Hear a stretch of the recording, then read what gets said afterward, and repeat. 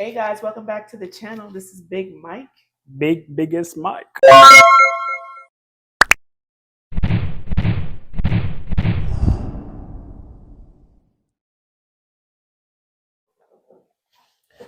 Hello, everyone.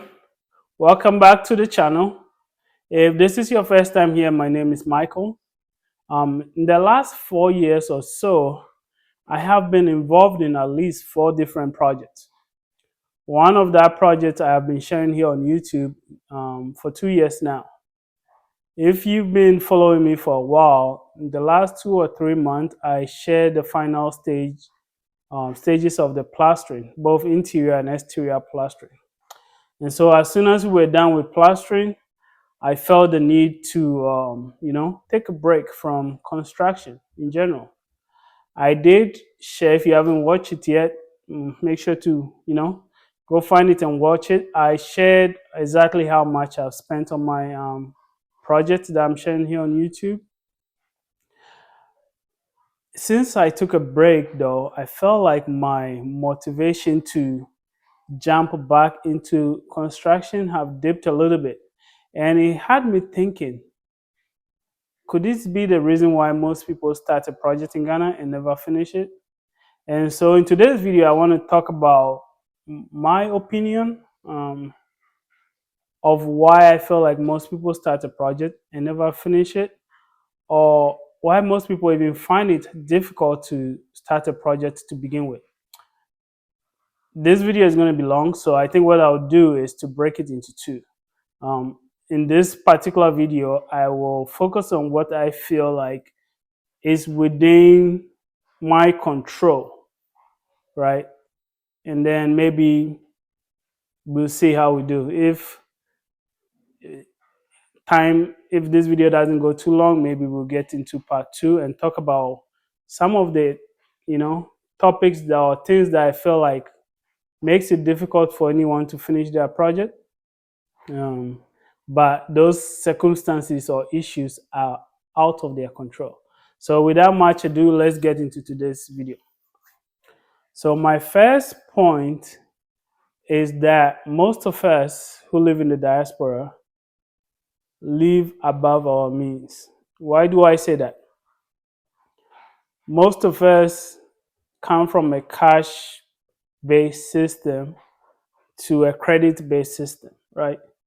You can buy a car on credit, you can buy a house on credit, you can get the latest iPhone on credit.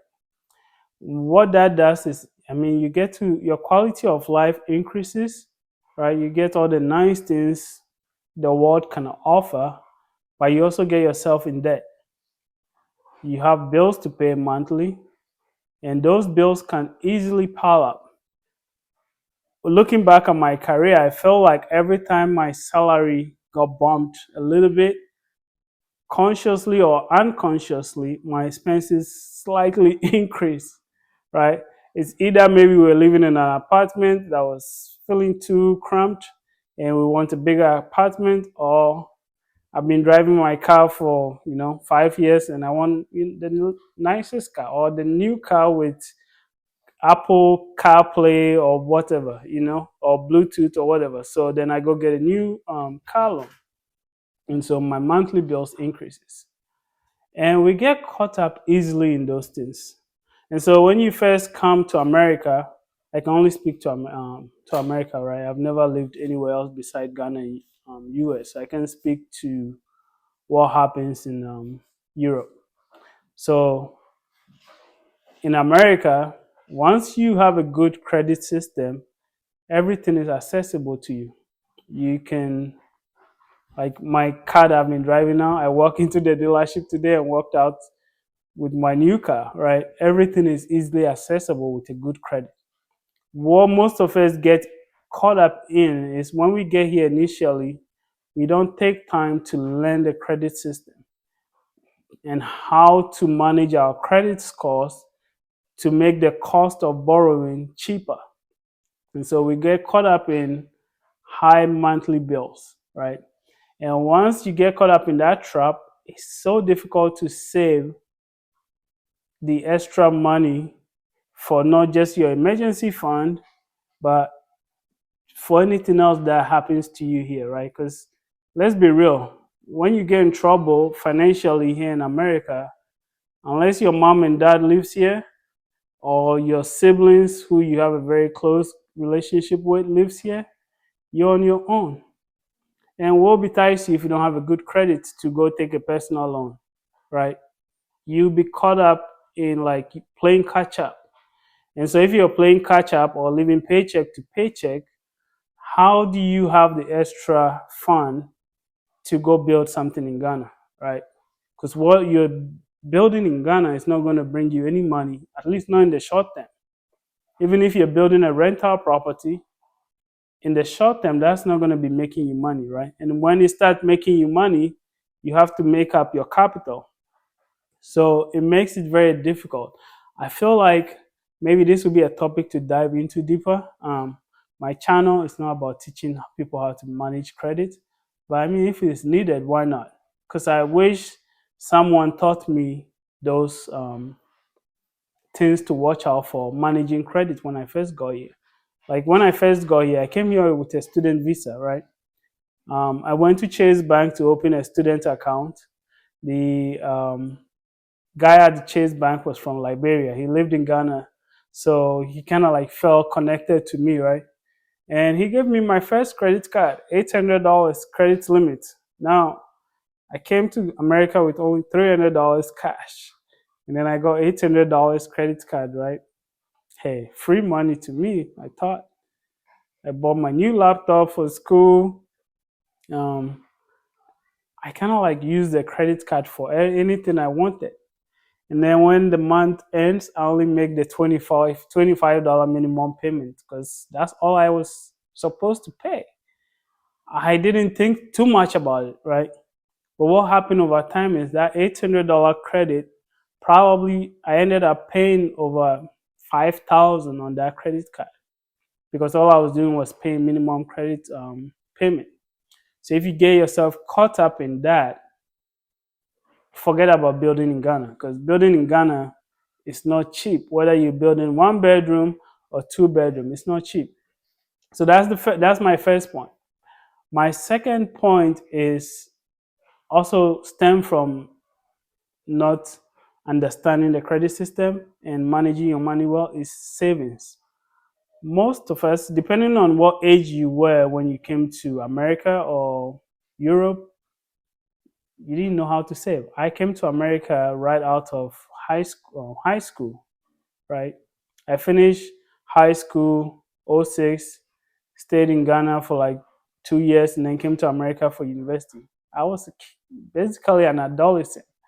From boarding school, I didn't have any good savings habit. The only habit I had was when my mom gave me chop money, I managed it very well. I was known to be chisel on campus, right?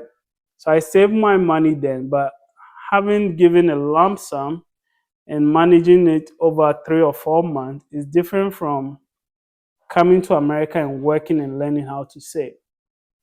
Thankfully, knowing how to manage my money, how do you say it, inculcate that savings habit. So I kind of like broke out of that paycheck to paycheck cycle, right? So the other thing that makes it hard or difficult for people to even think about, oh, I want to buy a land or I want to build is you don't know how to save, right? If you don't know how to save, you cannot build. Building is not cheap. Whether you're building 1 bedroom, 2 bedroom, 6 bedroom, 8 bedroom, it's not cheap, right? So you have to learn how to save. And if you don't know how to save, I mean, forget about building. You can't even save for an emergency fund, right? So that's number two. Number three is most people come to America with no long-term plan. They only think about the short term, which, I mean, Maslow's theory of need, the short term is important, right? You always want to eat, you need shelter. So those things can be very important, right? But what you cannot lose sight of is your long-term goals. What will make your life comfortable in the long run here in America? And I can tell you for a fact, it's not the hourly job you're doing.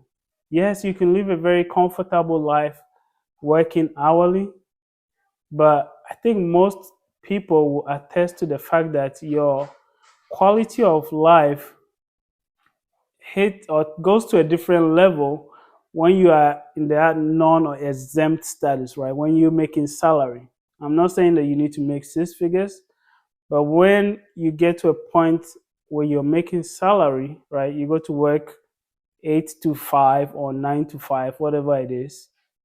You have a very fixed schedule, right? You go in the morning, you come in the evening. You have the weekend to yourself. Now, time is money. We all know that. Now, when you have time, you have the opportunity to go use your time to do something else. But can you imagine when you get here and all you're focusing on is two jobs? I want to work hourly. I want to go to this job, close, come home, sleep for a few hours, and jump to the next job. You'll be working hourly the rest of your life, right? Before you know it, you've been working all your life without any proper savings. Now, I'm not talking about just building in Ghana, right? I'm talking about saving for retirement, saving for emergency, saving in general. And if you don't have that habit, it's difficult to build anything, right? For me personally, I broke that cycle, um, I would say 3 or 4 years into I started when I started working full time after college. I stopped living paycheck to paycheck, even after college, because when I was in college, I wasn't working. So even after college, it took a while to get out of debt. But what a salary job did to me was it gave me the opportunity to invest my time in a second source of income. And that was how personally I was able to get out of the paycheck to paycheck cycle.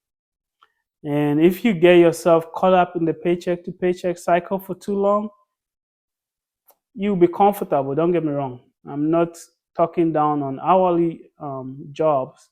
I'm just saying, imagine if you don't go to work, you don't make money, right? You can use PTO, but for how long, right? I know people who come here, go home, go to Ghana for a few weeks, and when they come back, it takes them a while to bounce back because while they were in Ghana, they were not making any money, right?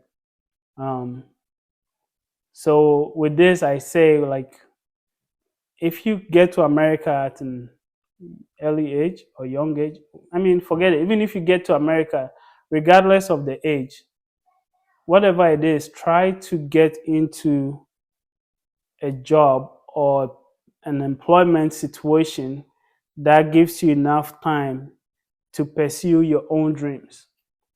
Um, like, you can have a second business that is your own side hustle.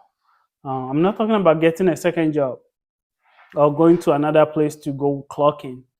I mean, 2 jobs, 3 jobs is great for the short term, but that should never be a long term plan. You don't want to work from one job, sleep a little, and then go to the next job. It will break you in the long run. You'll get sick. Okay? Your body will break down before you can even enjoy that money that you're working so hard for.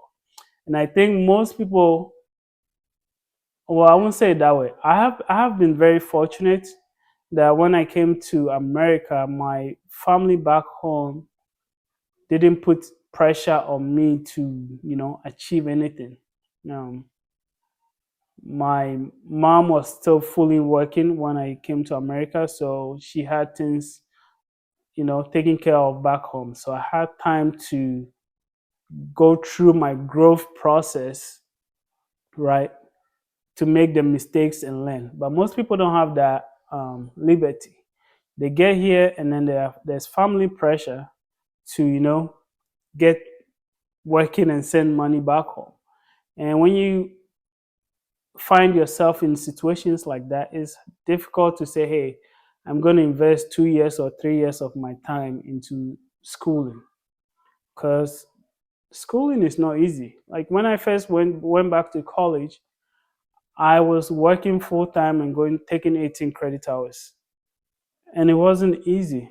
I ended up with an ulcer because by the time I get off work, go to school, sleep for a little bit, and then go back to work for one semester. I think by the second semester, I broke down. I had to let that job go, and I only worked like 20 hours for like 3 weeks. My wife, God bless my wife, she took care of me, right? My wife took care of me while I was in school. So if you don't have anybody to be that support person for you financially, emotionally, um, I understand it's difficult. But if you have the opportunity, get some level of education here in America, whether it is, a vocational training certificate, a master's degree, whatever license, whatever you need, get it done. Put in that sacrifice that time to get the employment done, that certificate or degree done. And don't be scared of taking student loan to get it done, right? You will take student loan, you will pay for it over time, right? But that student loan is not going to make or break you. At the very least, it will put you in a position where your earning potential will be higher than if you didn't get that degree, right? Um, the other reason why I also feel like most people start a project and don't finish it is also, like I said, lack of vision. They don't, well, besides everything I've said, some people don't think in the long term. The short term is good. I want to ride a nice car, but at the end of the day, if you don't start saving for retirement very early on, retiring in America is very expensive. Like my house, for instance, I should pay it off before my retirement age, all things being equal. It should be paid off. Now, even if my house is paid off, I still have to pay the property taxes. Here in the Austin, Texas area, my property tax is about $1,000 a month. Now, if I've saved enough for retirement, I have to pay $1,000 every month in my retirement age. And that is 2025. So can you imagine what property taxes will be in 30 years? I mean, unless there's a deflation, it should be more than 10,000, right? So if I don't save enough and I'm here in America, not only do I have to pay for my property taxes, I will have healthcare costs, right? And I would love to travel when I get to that age. But how am I going to travel if I didn't save enough, right? So starting now, if you're able to, starting your building project now might seem like a burden, but in the long run, it will be beneficial to you. You can go retire home. That $1,000 that I used to pay property tax here, I can rent out this building. Well, my wife and I. I can't forget my wife is also an owner of this home, right? My wife and I can rent out this house, and use that money to pay the property tax, travel around the world, go live in Ghana for a little bit, come stay with our kids for a little bit, just do what we have to do without feeling like we have to pay 10,000 to the city or the state every year, right? So you have to think like that. And if you don't think like that, it's very difficult to embark on a building journey in Ghana. Now, let's say you've started. What makes it difficult to pick it back up? And this is the situation I find myself in. I have different priorities, right? My dad is sick, he got a stroke. My brother, who's been supervising my project, is the main caretaker of my dad, right? Not only has this impacted his own work schedule, it makes it difficult for him to supervise my project. So naturally, we have to take a break for us to figure everything out and how things will work out for my dad to get to a better position before I start engaging my brother's time on building project. That's my personal situation. But not only that, there are things I need to do here in the US. I have, like, my garage door just broke not too long ago, and the guy came to fix it, and it was, I think the quote was 1,200 to fix it. I had to pay that. That 1,200 could have bought me a few POP cement, but that had to be taken care of. I want to repaint this whole house. That needs to be done because at the end of the day, this is my full-time residence. I live in America more than I live in Ghana. So as much as I want to think long term, I have to take care of this place first. I have to make sure that my children have what they need. They're living a good life. When my car breaks down, I have enough money saved up to fix it, right? Um, it's difficult to get those things done when you don't have excess money after you pay your bill, right? So that is where second source of income comes to play.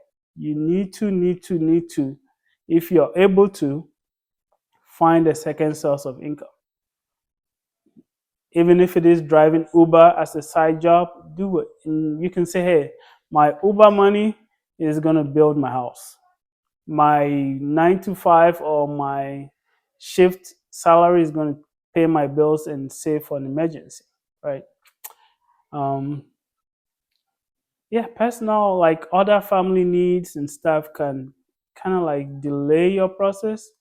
I think another one that makes it difficult for people to, keep investing in their projects, probably one on most people's list, is not finding the right people to manage your project.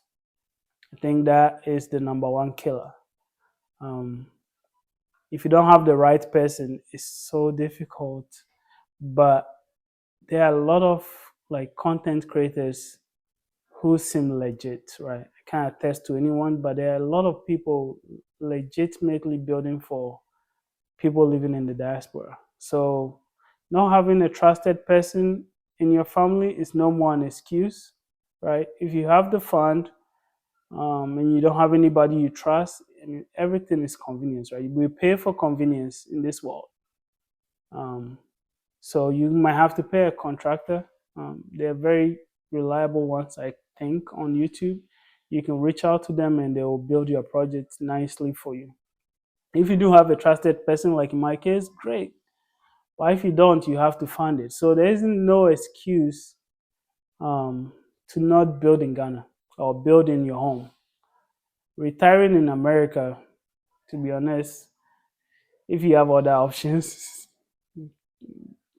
retiring in America is not the cheapest. It's going to be great. Healthcare wise, America is going to be, probably better in terms of quality of service. It's not cheap, don't get me wrong. One visit to the ER can set you back a few months, but at least you get taken care of. You won't worry about dying. Well, it happens, but you won't worry about dying if you were to go to the ER here, right? Anyway, this video is getting too long.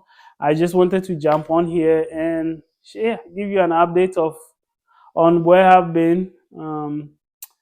I plan on getting back into building. I would say, what are we in? End of August. So maybe somewhere in September, I will get back into building and bring you an update. I need to get my wiring done and then get my POP done.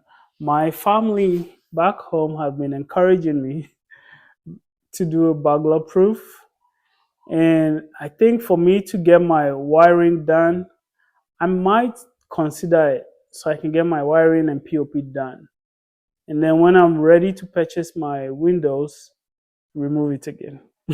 So I'm thinking about it. It might be waste of money, right? But that bug proof can be used in another project that we'll be working on later after this project is done. So it won't necessarily be a waste of money, but at least it will provide me that security I need to make sure that nobody steals my wires, right? So yeah, that's an update on the project. Anyway, let me know what you think in the comment section. Why you feel most of us find it difficult to build in Ghana or even start of finish it, start and finish it. So let me know what you think in the comment section. But if you've watched this far, 25 minutes in, thank you, thank you, thank you. Don't forget to like the video and subscribe. I appreciate you all. And to my new subscribers, welcome to the family. Okay. I will bring you more quality content in the very near future. Until then, see ya. Bye bye.